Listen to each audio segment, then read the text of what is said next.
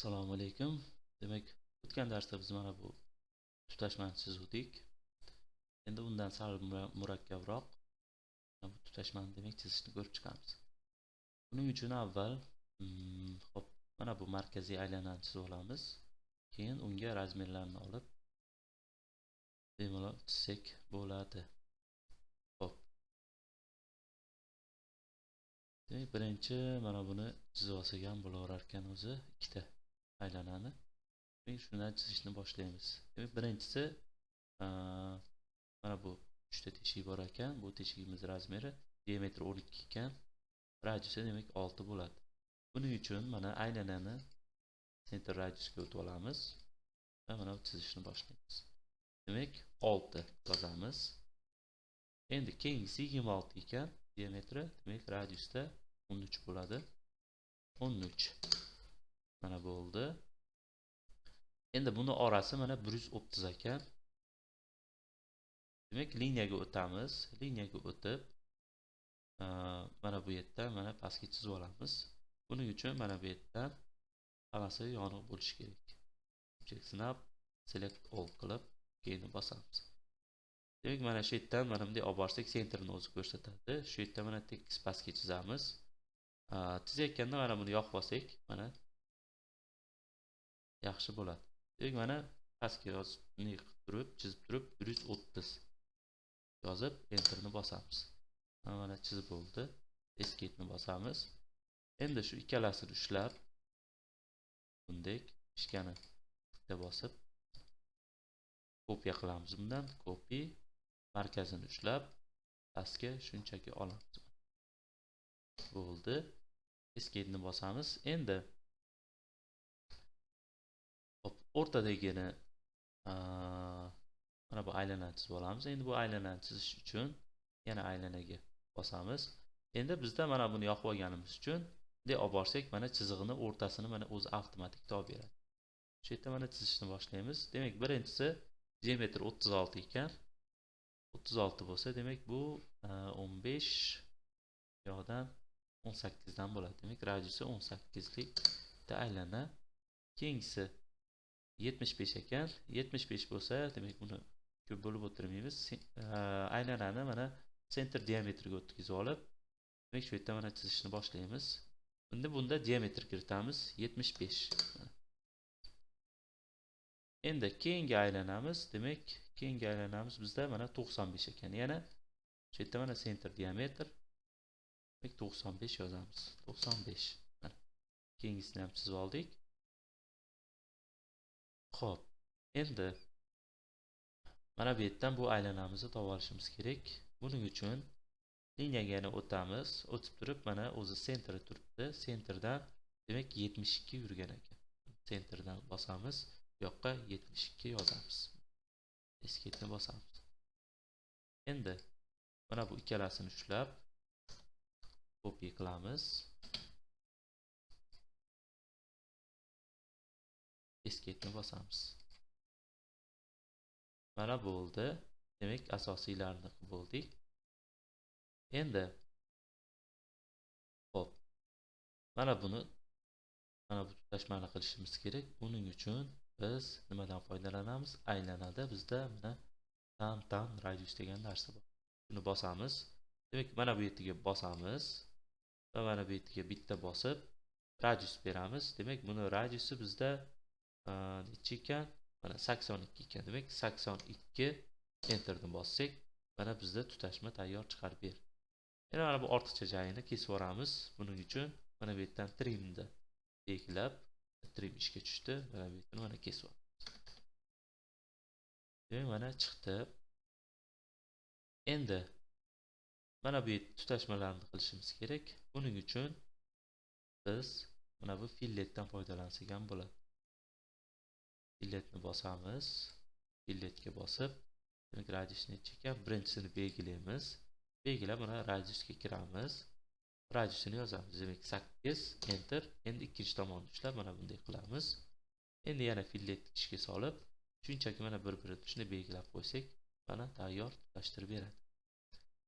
Endi mana buni chiziqni teng bog'lashimiz kerak. Buning uchun liniyani ishga soldik. Endi shiftni bosib mishkani o'ngini bosib olamiz va aylanani mana tangentga qo'yib olamiz. Mana belgiladik buni. Endi yana shiftni bosib mishkani o'ngini bosib yana tangentga qo'yib mana bu aylanani shunchaki belgilab qo'ysak bo'ldi. Escape'ni bosamiz. Mana aylanani o'zi tayyor qiriga qo'yib berdi. Endi buni belgilab biz bu yoqqa ham chizishimiz kerak. Buning uchun biz mirrordan foydalansak bo'ladi.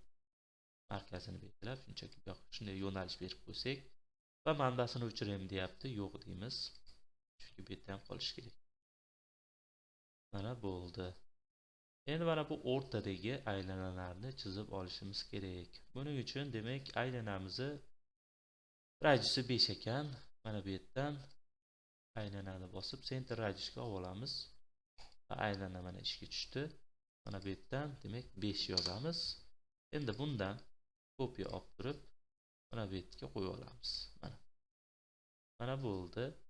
Endi liniya chizamiz. Liniyani turib mana bu markazdan mana aylanani markaziga qo'yamiz. Bu yerdan ham mana bu o'zini markazdan mana bu yerga qo'yamiz. Buni mo chizig'ida bu yerga qo'yishimiz kerak. Mana. Demak, chekkasiga to'g'ri keldi. Mana bu sentriga to'g'ri kelishi kerak edi. Xo'p, endi buni birato'la kesib olamiz. Trim. Mana bizda tayyor teshik tayyor bo'ldi. Endi mana bu belgilab ularni uchalasini belgilab arrayni o'zi arrayni ichida polar arrayga o'tamiz. Shunchaki markazini belgilab qo'ysak mana bu. Demak o'zi 6 ta ekan. Yana 6 ta chiqdi. Parallelni bosib yoki close array bossak ham bo'ladi. Mana bo'ldi. Endi buni bitta bo'lib qoldi. Buni hammasini alohida qilish uchun x parallel qilsak mana ya'ni explode qilamiz. Mana bu narsa. Hammasini portlatib olamiz. Mana demak hammasi tayyor. Endi chizig'ini hop qalinlashtirishimiz kerak. Buning uchun qalinlashtirish uchun mana buni bossak, demak chiziq qalinligi ko'rinadi. Endi mana hammasini belgilab biz oldin mana chiziqni qalinligini qo'shuvdik. Mana bu yerdan demak 50 qilamiz. Mana. Ko'rindi, mana buni o'chirib yoqsak, mana o'chib qoladi. Endi mana bu chiziq turlarini mana bu yerda mana o'zi tayyor qilib oldik. Buni qo'shish uchun bu yerdan loaddan mana kerakligini shunchaki belgilab OK ni bossak, demak qo'shiladi. Biz o'zi qo'shib bo'lganmiz. Qo'shilgandan keyin bu yerda ro'yxat chiqadi. OK ni bossak, demak mana bu yerda ko'rinadi. Endi biz mana bu chiziqlarni demak buni belgilab buni 05 qilamiz. 0005 va chiziq turini mana bunga o'tkazamiz. Keyingisi mana bularni bunga o'tkazib chiziq turini 005 qilib beramiz. Va bu katta bo'lib ketdi. Endi buni hop mishkani belgilab, mishkani o'ngini bosib, proportiesga o'tib, bu yerda mana line type scale bor. Shu yerdan 0.3 qilib qo'ysak, mana kichayadi. Endi shulardan foydalanib biz bemalol foydalansak bo'ladi. Mana bu chiziqlar bizga kerak. Belgilab bunday olib boramiz, buni ham olib boramiz. Endi mana bundan kopiya olamiz. Mana buni ham sal o'stirib qo'yamiz, belgilab ozgina o'stirib, buni ham ozgina o'stirib qo'yamiz. Mana buni ham xuddi shunaqa o'stirib qo'yamiz. Ozgina bu yoqqa.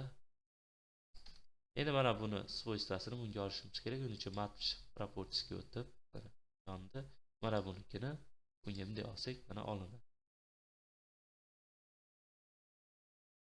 Mana bo'ldi. Endi yana match properties bosib bunikini mana bunga olamiz.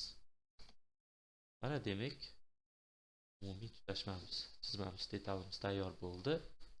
Endi bunga o'lcham qo'yamiz. O'lcham qo'yish uchun mana dimension bor. bu yerdan demak birinchi mana geometriylarni qo'yib chiqamiz. Demak bu yerdan mana geometriga o'tib mana bunga bosamiz. Keyin probelni bossak avtomatik mana ishlaydi o'zi. Diametr bunga bosamiz. 26 va diametr yana qaysida bor? Mana bular bor ekan. Bunga bosamiz. Probel yana bunga bosamiz. 65. Keyin mana bu aylanada bor ekan.